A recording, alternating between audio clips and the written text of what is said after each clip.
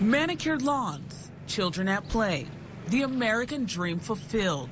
It's a that kind of stuff never happens here neighborhood. We're getting ready to serve a search warrant. It has happened. A parent's worst nightmare realized in West Jordan. We have a suspect who has been downloading child pornography and uploading it to his Dropbox account. Child pornography, arguably the most heinous crime one can commit against an innocent child. This week, we've already been out 3 times, and it's Wednesday. It's a crime on a rapid rise, and it's not slowing down in Utah. And the work never stops. Work never stops, unfortunately. On this night, ABC4 News is embedded with the women and men on the front lines of this unimaginable battle, the Internet Crimes Against Children Task Force, or ICAC. All right. We'll just watch. Jessica Farnsworth is the commander, and she's leading the hunt for a suspected child porn distributor. ICAC received a tip the suspect uploaded an enormous amount of child sexual abuse material to his Dropbox account.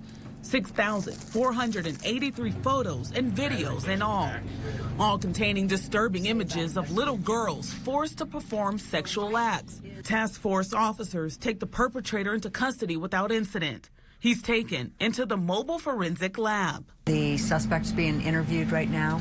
The real investigative work is just beginning inside the perp's home. Whose room did this come from? This came from the kitchen. Special Agent Satay Ally leaves no stone unturned in his search for digital evidence. I am going to pull the hard drive out of this computer tower. The agents track the suspect's digital footprint in the dark underworld of child porn. More than likely, investigators say the perp traded the disturbing content with like-minded predators across the U.S. and beyond. These people that are possessing and distributing child pornography, they're trading it with other offenders so that those offenders will give them child pornography that they don't have. The suspect is booked on 10 counts of sexual exploitation of a minor. Can you tell me, are you sexually attracted to children, young children? Yeah, away from me. All right. I mean, after 22 years in prison, you're going back for child pornography charges. Do you have anything to say about that? The ICAC agents win tonight's battle, but many in law enforcement feel like they're losing the war against child porn. That's not even the tip of the iceberg of what there is to see out there. Shelley Kudrow is the Family Justice Section Director for the Attorney General's office. Her team screens the cases brought to them by ICAC and files criminal charges. We see bestiality. We see children being forced to perform sexual acts with animals, to perform sexual acts with adults. She sees the worst in humanity every day. Every time you think you've seen the worst, something new comes out. We've seen a day-old baby still in the hospital, hasn't even been released from the hospital, being raped by an adult male. There are 42 mugshots on your screen right now. These are just some of the cases in Utah from January 2018 until now. All of them charged with either child pornography, sexual exploitation of a minor, enticement of a minor, or dealing harmful materials to a minor. They may do jail time, but they will not go to prison. Despite the horrific crimes committed against the children, many offenders are given what some say is just a slap on the wrist. ABC4 News uncovered documents that seem to support this claim. Prosecutors charged Jordan Kapner with distributing and downloading child pornography. A judge sentenced him to just 60 days in jail. Another example, Jeremy Puckett, charged with watching and distributing child porn.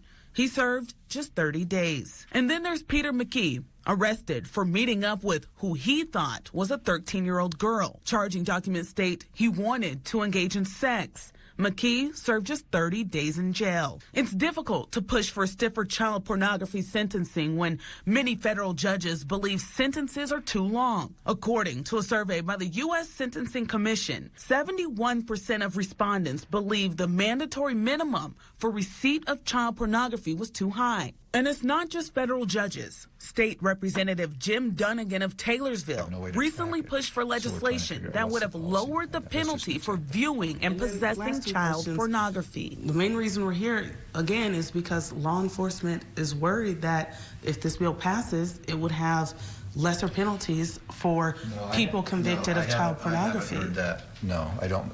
No. Thank you. Appreciate talking. Okay. For those on the front lines battling the child pornography problem, they will keep arresting and rearresting those who commit and perpetrate the unspeakable crimes against the innocent and vulnerable. They've been saying the whole time while they're on probation that they haven't offended, but 90% of them fail their exit interviews, their polygraphs. They are out there reoffending, and each time there's multiple victims.